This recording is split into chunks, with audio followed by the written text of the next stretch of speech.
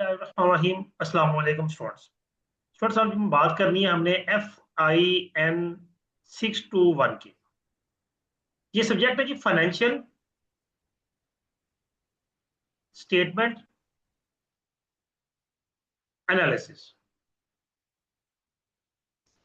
हमें क्या करना है इसके अंदर, हमें फाइनेंशियल स्टेटमेंट्स का एनालिसिस करना है। ठीक है।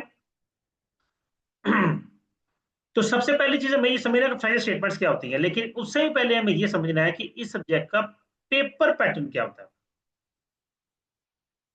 वैसे तो इसको डिस्कस करने की जरूरत नहीं है, आप माशाल्लाह थर्ड या फोर्थ सेमेस्टर के स्टूडेंट हैं। फिर भी स्टूडेंट्स के मुझे कमेंट्स आते हैं या मुझे व्हाट्सएप आता है, स्टूडेंट्स अक्सर रब्ता करते हैं, सर इसका पेपर पैटर्न बता दें। और मुझे बड़ा अजीब लगता है उनके इस सवाल पे, लेकिन फिर भी हमारी मजबूरी है, हमने बताना है। जबकि अगर वो थर्ड सेमेस्टर या फोर्थ सेमेस्टर में पहुंच गए हैं तो वो अच्छी तरह से जानते हैं कि चंद गिने चुने सब्जेक्ट्स हैं जिनका पेपर सिर्फ एमसीक्यू बेस आता है। बाकी जितने भी सब्जेक्ट्स हैं उनका पेपर पैटर्न सेम होता है कि मिड टर्म के लिए 22 एमसीक्यूज आते हैं आउट ऑफ 27, 2 शॉर्ट क्वेश्चन आते हैं आउट ऑफ 3 और 2 लॉन्ग क्वेश्चन आते हैं आउट ऑफ 3। फाइनल्स के लिए 33 शॉर्ट क्वेश्चन एमसीक्यूज आते हैं आउट ऑफ 40, 4 शॉर्ट आते हैं आउट ऑफ 6 और 3 लॉन्ग आते हैं आउट ऑफ 4। ये हर पेपर का, हर सब्जेक्ट का पेपर पैटर्न सेम है, लेकिन स्टिल स्टूडेंट्स को थोड़ा सा प्रॉब्लम होता है कि वो जब तक पूछ ना ले उन्हें तसल्ली नहीं होती। इसलिए हमें, हमारी मजबूरी होती है हमें बताना, अदरवाइज इसकी जरूरत नहीं होती। काम की बात पे आएंगे, हमें बात करनी है फाइनेंशियल स्टेटमेंट एनालिसिस की। लेकिन उससे पहले हम थोड़ा सा डिस्कस कर लें बिजनेस क्या होता है। बिजनेस कहते हैं any legal regular activity, legal activity हो, रेगुलर हो, और पर्पस उसका क्या हो, प्रॉफिट अर्न करना। ये तीन चीजें मौजूद है तो बिजनेस है। अब बिजनेस तीन तरह से हो सकता है। अगर हम अकॉर्डिंग टू ऑनरशिप बात करें, यानी कि मालिकाना तौर पर बिजनेस की बात करें, तो तीन तरह के बिजनेसेस हम अक्सर स्टडी करते हैं। एक होता है सोल ट्रेडरशिप,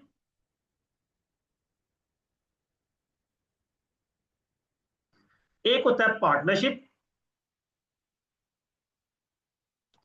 और तीसरा है जी कंपनी। इसे कंपनी भी कहते हैं, कॉरपोरेशन भी कहते हैं, जॉइंट स्टॉक कंपनी भी कहते हैं। मुख्तलिफ नाम है, एक ही चीज है। सोल ट्रेडरशिप में जस्ट वाहद मालिक, एक ही बंदा मालिक होता है, वही नफा नुकसान का, हर चीज का वही मालिक होता है। पार्टनरशिप में 2 से लेकर 20 तक लोग होते हैं। और कंपनी के अंदर, अगर कंपनी एसएमसी है, सिंगल मेंबर कंपनी है, तो उसमें एक ही मालिक होगा। अगर कंपनी प्राइवेट है, उसमें 2 से लेकर 50 तक होंगे। अगर कंपनी पब्लिक है, ठीक है, यानी कि उसमें हर बंदा ही जाके शामिल हो सकता है। पब्लिक कंपनी ऐसी कंपनी होती है जिसका मालिक हर कोई बन सकता है, उसमें 7 से लेकर अनलिमिटेड लोग होते हैं। ये तो थोड़ा सा तारुफ हो गया बिजनेसेस का। अब हम बात करने लगे फाइनेंशियल स्टेटमेंट्स की, तो उसके लिए थोड़ा सा तारुफ मैंने बिजनेसेस का किया। इसकी कोई रजिस्ट्रेशन नहीं होती, रिक्वायर्ड नहीं होती, नो रजिस्ट्रेशन रिक्वायर्ड। तो जब रजिस्ट्रेशन रिक्वायर्ड नहीं है तो नो अकाउंट्स रिक्वायर्ड। मैं एक टैक्स कंसल्टेंट हूं, मेरे पास ऑलमोस्ट जितने भी मेरे बहुत, मेरे पास ज्यादातर क्लाइंट्स, बल्कि मेरे पास मोस्टली क्लाइंट्स जो हैं, चंद एक कंपनीज है मेरे पास 2-3, और एसोसिएट पर्सन को 10-12 क्लाइंट्स होंगे। बाकी सारे क्लाइंट्स मेरे या तो जॉब होल्डर्स हैं या सोल ट्रेडरशिप है। अब इनका हम जस्ट प्रॉफिट भी लिख दें तो एफबीआर पूछता नहीं है कि ये प्रॉफिट कहां से कमाया, कितनी सेल्स की थी, कितना आपकी कॉस्ट आई हो, क्या प्रॉफिट कमाया। हाँ, अगर सोल ट्रेडरशिप बड़े लेवल को, यानी कि बिजनेस करोड़ों में हो, उसकी ट्रांजैक्शन मंथ एनुअली 2, 2.5, 3, 5, 7, 10 करोड़ की हो, तो एफबीआर पूछता है। पार्टनरशिप में आ जाए, पार्टनरशिप बिजनेस के लिए एफबीआर अकाउंट्स मांगता है, ठीक है। और वैसे भी इसके अकाउंट्स बनाए जाते हैं, और ना भी बनाए जाए, इनमें भी नो मैंडेटरी नहीं होता कि अकाउंट्स बनाना, नॉट मैंडेटरी। लेकिन जब हम बात करते हैं कंपनी की, कॉर्पोरेशन की, तो इसके अंदर अकाउंट्स मैंडेटरी होते हैं। अब अकाउंट्स की बात जब करने लगे हैं, that is called financial statements. Financial statements चार होती हैं जी। कौन कौन सी? एक होती है इनकम स्टेटमेंट, दूसरी होगी बैलेंस शीट, तीसरी आ गई स्टेटमेंट ऑफ ऑनर्स इक्विटी। अब इन किसी स्टेटमेंट को मैं एक्सप्लेन नहीं यहां पे कर रहा, क्यों? क्योंकि ऑब्वियसली आप लोग और कैश फ्लो स्टेटमेंट, ऑब्वियसली आप लोग ये दो सब्जेक्ट पढ़ चुके हैं और आप लोग इन दोनों के बारे में अच्छी तरह जानते हैं, MGT 101 और MGT 401। अगर इन दो सब्जेक्ट को आपने अच्छे से नहीं पढ़ा तो MGT 101 के मेरे लेक्चर्स मौजूद है चैनल पे, पूरी प्लेलिस्ट है। आप चैनल विजिट करें, वहां पे आपको प्लेलिस्ट मिल जाएगी, उन लेक्चर्स को सुने ताकि आपको समझ आए कि MGT 101 है क्या और इन अकाउंट्स में बात क्या होनी है। ठीक है, ये स्टेटमेंट्स हैं क्या। खैर आगे चल के हमने बात इनके वाले करनी भी है, लेकिन जो प्री रेक्विजिट है वो बड़ा मैंडेटरी होता है। अगर आपका MGT 101 पे ग्रिप नहीं है या आप उसकी समझ नहीं है, आपको अकाउंट्स की प्रॉपर समझ नहीं है, आपको नहीं पता इनकम स्टेटमेंट में क्या होता है, आपको नहीं पता बैलेंस शीट में क्या होता है, आपको नहीं पता ऑनर्स इक्विटी में क्या होता है, आपको नहीं पता कैश फ्लो स्टेटमेंट में क्या होता है, तो अंडरस्टूड बात है कि आप लोग अभी अकाउंट्स के बारे में जानते कुछ नहीं, और जब आप अकाउंट्स के बारे में कुछ नहीं जानते तो आप FIN 621 को पास नहीं कर सकते। ये हरगिज़ ना समझिएगा कि सर डिग्रेड कर रहे हैं, मैं ऐलान डिग्रेड कर रहा हूं, क्योंकि आपको अकाउंट्स आते ही नहीं है। जब अकाउंट्स ही नहीं आते तो आप फाइनेंशियल स्टेटमेंट्स का एनालिसिस कैसे करें? ठीक हो गया जी। अब हम थोड़ा सा वापिस आते हैं अपने हैंडआउट्स पे। मैं थोड़ी सी आपकी बेस बना रहा था। अकाउंटिंग क्या होती है जी? अकाउंटिंग कहलाती है कि हम आसान अल्फाज में कहें तो recording of financial data. Financial data को रिकॉर्ड करने के लिए अकाउंटिंग होती है। ठीक है, कुछ पर्पस लिखा हुआ है, काम की बात नहीं है, ये आपकी फाइनेंशियल स्टेटमेंट्स है, जरूरत नहीं है। ठीक है, अकाउंटिंग पीरियड क्या होता है? अकाउंटिंग पीरियड नॉर्मली जो शुरू होता है वो यहाँ तो जनवरी से लेकर दिसंबर तक होता है, और यहाँ पे जुलाई से लेकर जून तक होता है। पाकिस्तान में जो accounting period according to taxation होता है ये जुलाई से जून तक है। यानी कि आजकल जो टैक्स हम चूंकि रिटर्न फाइल कर रहे हैं इनकम टैक्स की, तो आजकल 1 जुलाई 2024 से 30 जून 2025 ये हमारा अकाउंटिंग पीरियड चल रहा है। अच्छा, different type of business organisation, sole tradership बता चुका हूँ, इजी फॉर्मेशन है, लाइबिलिटीज क्या लिमिटेड होती है। लाइबिलिटी से मुराद ये, अगर नुकसान हो जाए तो जो मालिक है उसकी पर्सनल प्रॉपर्टी भी लाइबल लाइबल होती है, उसको पर्सनल प्रॉपर्टी बेचनी पड़ेगी। पार्टनरशिप रजिस्टर्ड होता है पार्टनरशिप एक्ट 1932 के तहत, लेकिन इसको लीगल एंटिटी, प्रॉफिट डिस्ट्रीब्यूशन, हर चीज होती है। लाइबिलिटी इसमें भी अनलिमिटेड होती है। ट्रांसफर ऑफ राइट जो है वो बाकी पार्टनर्स की मर्जी के बगैर आप नहीं कर सकते। ठीक है, और नंबर ऑफ पार्टनर्स की तादाद 2 से लेकर 20 तक होती है, बता चुका हूँ।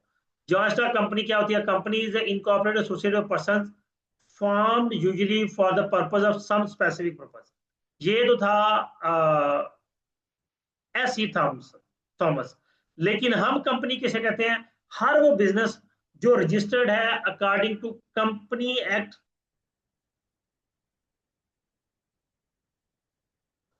2017। कंपनी एक्ट 2017 के तहत जो बिजनेस रजिस्टर्ड होगा उसके नाम के साथ, उस बिजनेस के नाम के साथ कंपनी लिखा जाएगा। ये कंडीशन है कंपनी की। इस कंडीशन पर लॉ होता है सेपरेट लीगल एंटिटी। अब देखिए, मैं एक सवाल करता हूं आप लोगों से, मुझे बताएं कि सुपर एशिया के ऑनर का नाम क्या है, GFC फैन के ऑनर का नाम क्या है, अटक सीमेंट के ऑनर का नाम क्या है, सफायर टेक्सटाइल मिल्स जो है उनके ऑनर का नाम क्या है? किसी को नहीं पता। क्यों? क्योंकि वो एक सेपरेट लीगल एंटिटी है, उसके ऑनर्स बदलते रहते हैं। लेकिन आपकी गली के नुक्कड़ की जो करियाने की शॉप है, सारे लोग जानते हैं कि ये मकसूद की शॉप है, ये रेहान की शॉप है, और वो यही कहेंगे ये मकसूद की शॉप से फलां चीज ले आए जी। करियाने की स्टोर जो शॉप का नाम है वो शायद किसी को भी याद ना हो, पूरे मोहल्ले में किसी को भी ना याद हो। क्यों? क्योंकि जो सोल ट्रेडरशिप पार्टनरशिप है वो सेपरेट लीगल एंटिटी नहीं होती, लेकिन कंपनी सेपरेट लीगल एंटिटी है। और एक चीज मजे की कि इसके अंदर लाइबिलिटी भी लिमिटेड होती है, क्योंकि मालिकान की तादाद ज्यादा है, तो फिर अगर कोई मालिक घपला कर जाए या कोई प्रॉब्लम हो जाए या किसी की नेग्लिजेंस हो जाए तो बाकी लोग रिस्पॉन्सिबल नहीं है, उनकी पर्सनल प्रॉपर्टी रिस्पॉन्सिबल नहीं है, सिर्फ वहीं तक रिस्पॉन्सिबल है जो उनकी इन्वेस्टमेंट है। शेयर ट्रांसफर होते हैं पब्लिक कंपनीज के,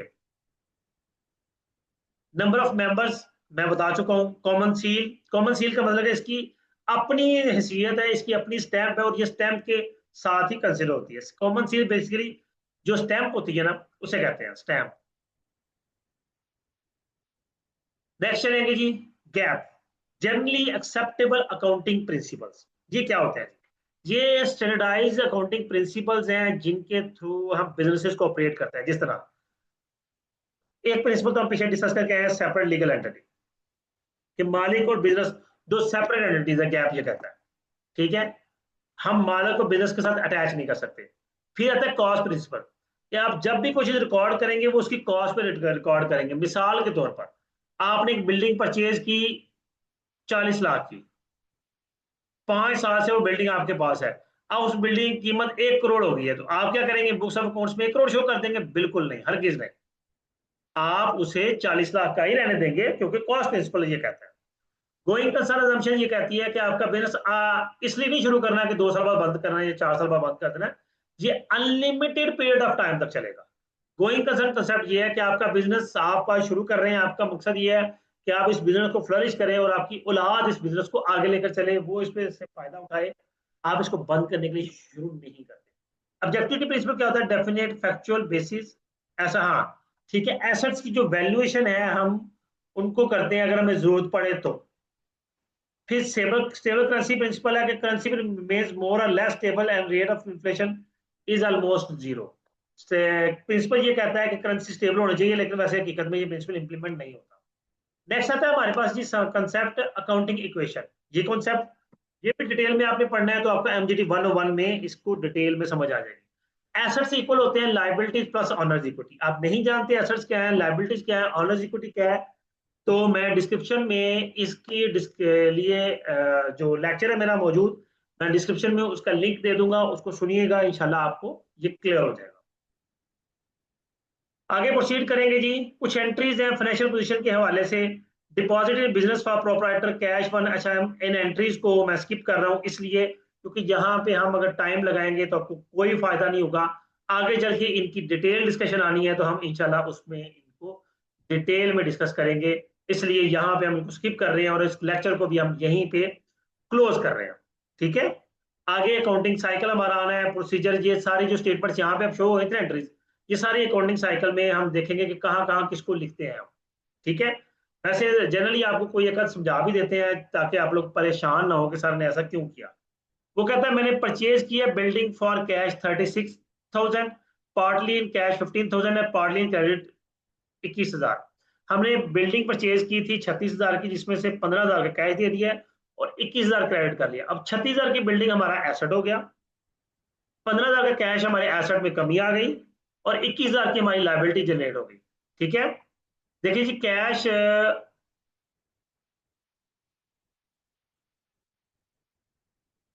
चले उसने एक शो करवाया, लेकिन खैर मैंने आपको सिंपली ये समझा दिया।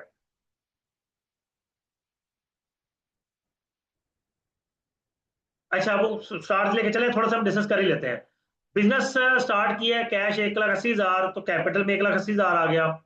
ये जिसको जनरल एंट्रीज आती हैं ये उसको समझ आनी है, दूसरे बंदे को इसकी समझ नहीं आनी। तो जनरल एंट्रीज के लिए फिर एमजीटी 101 जिसे आता है उससे इन बातों की समझ आएगी। लैंड परचेज की है तो कैश में से जो ऑनर्स इक्विटी वो तो वही रहेगी, कैश जो 1,80,000 का था वो 39,000 रह गया, लैंड 1,41,000 की होगी। आगे बिल्डिंग परचेज किया है तो कैश 24,000 का रहेगा, क्योंकि 15,000 और कम हो गया, तो बिल्डिंग 36,000 की आ गई, उधर अकाउंट्स पेबल में 21,000 आ गया। ठीक है, फिर हमने क्या किया, लैंड का कुछ पार्ट परचेज सेल कर दिया 11,000 का क्रेडिट पे, तो 11,000 के अकाउंट रिसीवेबल आ गए। बिल्डिंग में, अच्छा लैंड में कमी आ गई, 1,41,000 से 1,30,000 हो गया, दूसरी तरफ कोई चेंज नहीं आया।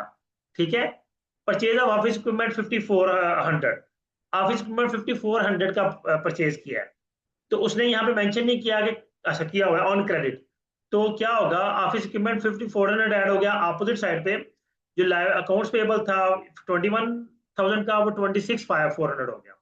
ठीक है, ये इस तरह से हमारी थोड़ी सी डिस्कशन बता रहा है किस तरह हमारे फाइनेंशियल स्टेटमेंट्स बनती हैं, हर एंट्री के साथ उसमें क्या क्या चेंजिंग आ रही है। ठीक होगा जी। नेक्स्ट क्लास में इंशाल्लाह लेसन नंबर 2 और 3 को हम अगली क्लास में डिस्कस करेंगे, क्योंकि वो कंबाइंड लेक्चर्स है। ठीक है, उम्मीद करता हूं ये लेक्चर आपके लिए अंडरस्टैंडिंग होगा। जो आपको अगर प्रॉब्लम है तो आपको MGT 101 जरूर अंडरस्टैंड करना पड़ेगा, अदरवाइज इसकी आपको समझ नहीं आनी। मैं बार बार ये बात कर रहा हूं, ठीक है।